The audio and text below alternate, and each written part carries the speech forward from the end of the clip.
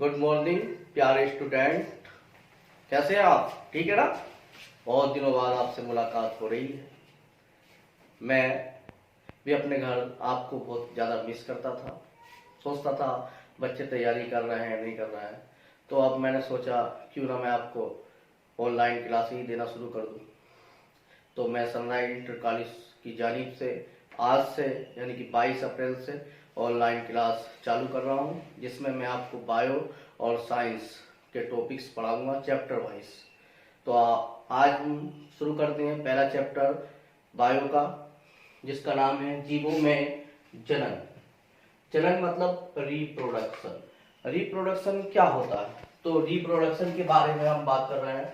Reproduction जो है, प्रत्येक जीव, दुनिया के तमाम जीव, दुनिया का प्रत्येक जीव अपने वंश को, अपनी जाति को बनाए रखने के लिए संतान उत्पन्न करता है। ये जानती है आप बात? तो इस क्रिया को ही क्या बोलते हैं? जनन कहते हैं। यानी कि तमाम दुनिया के जीव अपने वंश को और अपनी जाति को बनाए रखने के लिए अपनी तरह के जीव उत्पन्न करते हैं। इस क्रिया को ही जनन यानी कि रिप्रोडक्शन कहते हैं। अब बात आती है कि रिप्रोडक्शन कितने टाइप्स का होता है।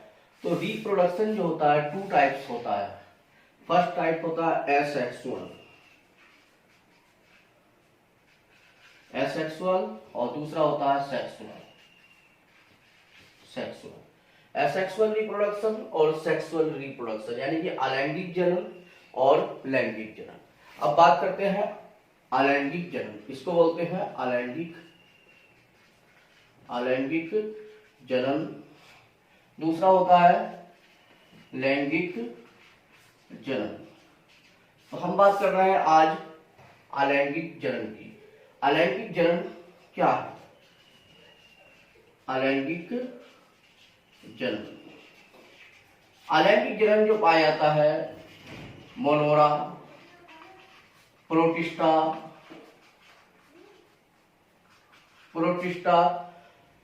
आदि संघ के सदस्यों में पाया जाता है। अब बात यह है कि अलैंगिक जनन है क्या चीज? तो इस प्रकार के जनन में लोग तैयार हैं।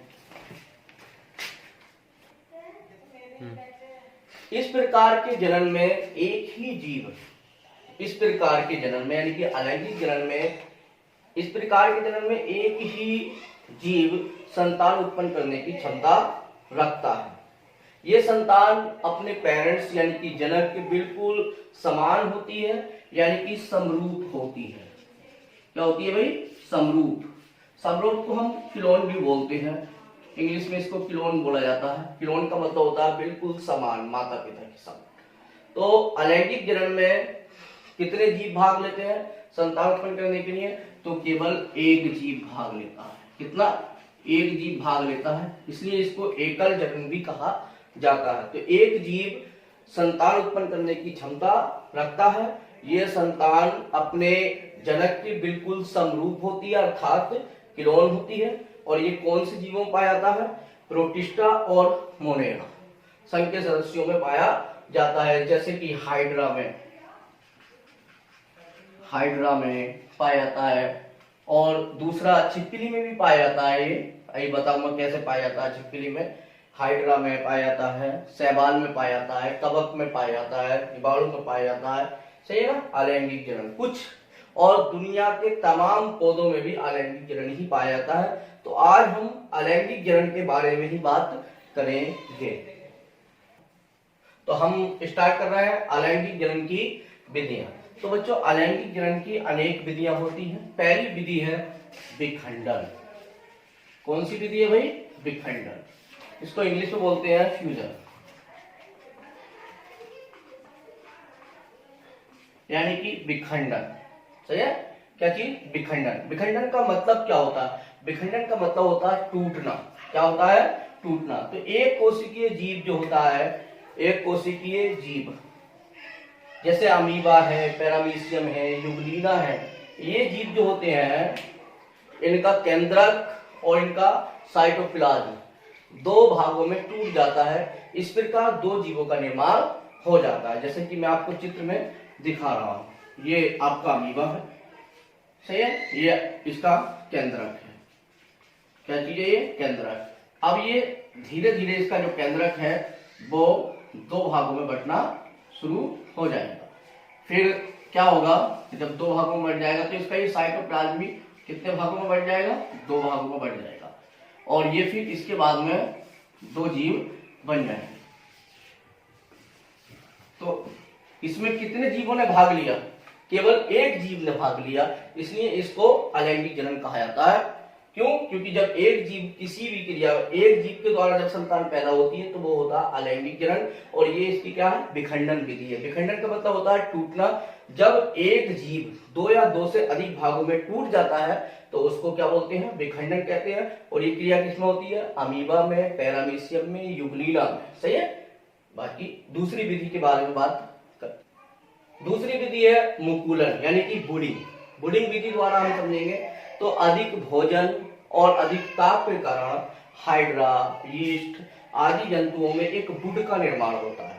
किस चीज का निर्माण होता है? एक बुड का। और वह बुड धीरे धीरे वृद्धि करके एक नए जीव का निर्माण करती है, जिसे हम बोलते हैं मुकुलन विधि के द्वारा। जैसे कि मैं आपको चित्र में दिखा रहा हूं। तो बच्चों ये आपका हाइड्रा है और ये इसमें बुड है। ये अधिक भोजन और ताप के कारण बन जाती है। ये बुड जो होती है वो धीरे धीरे वृद्धि करके बड़ी होती रहती है। और एक कंडीशन ऐसी आती है कि ये इससे बिल्कुल क्या हो जाती है भाई? अलग हो जाती है और एक नए हाइड्रा का निर्माण करती है। तो कितने जीवों ने भाग लिया इसमें? केवल एक जीव ने। तो इसमें क्या है? ये अलैंगिक जनन है। तो अनुकूल ताप और भोजन की अधिकता के कारण हाइड्रा, यीस्ट आदि जंतुओं में काय का निर्माण होता है? बुड का। और ये बुड धीरे धीरे धीरे धीरे वृद्धि करके एक नए जीव का निर्माण करती है, जिसे हम बोलते हैं मुकुलन द्वारा अलैंगिक जनन। तो बच्चों तीसरी विधि है पुनरुद्भवन यानी कि रीजनरेशन। सरल जीव, जैसे कि सरल जीव में क्या आते हैं? अमीबा आता है, पैरामीशियम आता है, युगलीना आता है। ये सब सरल जीव होते हैं। सही है। तो सरल जीव में क्या होता है? अगर सरल जीवों को दो या दो से अधिक भागों में काट दिया जाए तो प्रत्येक भाग रीजनरेट होकर एक नए जीव का निर्माण करता है, जिसे हम बोलते हैं पुनरुद्भवन। तो बच्चे एक बार और समझ लो, कुछ सरल जीवों में के शरीर को दो या दो से अधिक भागों में काट दिया जाए तो प्रत्येक भाग रीजनरेट होकर एक नए जीव का निर्माण करता है, जिसे हम बोलते हैं पुनरुद्भवन यानी कि रीजनरेशन। तो मैं चित्र के द्वारा आपको समझा रहा हूं, देखिएगा।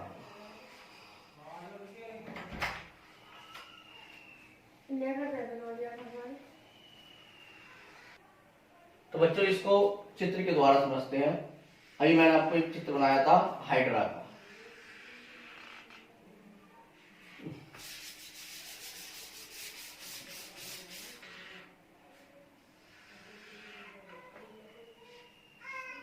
हाइड्रा इसको तीन भागों में हमने काट दिया, तो इससे तीन ही प्रकार के हाइड्रा बन जाएंगे। प्रत्येक भाग से यानी कि एक नए जीव का निर्माण हो जाएगा। इसे ही बोलते हैं रीजनरेशन यानी कि पुनरुद्भवन। क्या बोलते हैं इसको? पुनरुद्भवन। यानी कि सरल जीवों को, कुछ सरल जीवों को अगर दो या दो से अधिक भागों में काट दिया जाए तो प्रत्येक भाग रीजनरेट होकर एक नए जीव का निर्माण करता है, जिसे हम बोलते हैं पुनरुद्भवन। चौथी विधि है अनिषेक जनन यानी कि पार्थेनोजेनेसिस। अनिषेक जनन का मतलब क्या होता है? यानी कि बिना निषेचन के ही एक नए जीव का निर्माण होना कहलाता है अनिषेक जनन। यानी कि इस विधि में बिना निषेचन के ही अंड कोशिका से एक नए जीव का निर्माण हो जाता है, जिसे हम बोलते हैं अनिषेक जनन। पक्षी और ततैया, छिपकली में ये क्रिया पाई जाती है अनिषेक जनन की। तो बच्चों पांचवी विधि है बीजाणु जनन। यानी कि बीजाणु, जीवाणु, प्रोटोजोआ, कवक, शैवाल में अनुकूल मौसम में और अधिक भोजन के कारण क्या होता है? एक बीजाणु धानी का निर्माण होता है और ये बीजाणु धानी अनुकूल मौसम में आने पर फट जाती है। जिससे अनेक बीजाणु जो है आधार पर बिखर जाते हैं और आधार पर बिखर कर अंकुरित हो जाते हैं, तमाम प्रकार के जीवों का निर्माण करते हैं। जैसे कि मैं आपको समझा रहा हूं किताब के द्वारा।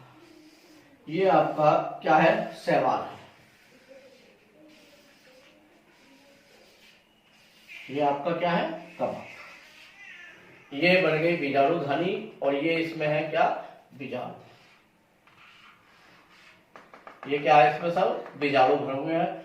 अगर ये फट जाए तो ये जितने बीजाणु हैं वो कहां पर गिर जाएंगे, आधार पर गिर जाएंगे। और आधार पर गिरने के बाद में जब मौसम आएगा अनुकूल मौसम, तो ये क्या हो जाएंगे, अंकुरित हो जाएंगे और अनेक प्रकार के कवक का निर्माण कर देंगे। सही है। तो ये भी एक प्रकार का क्या है, अलैंगिक जनन है, क्योंकि इसमें भी एक ही जीव का निर्माण हुआ।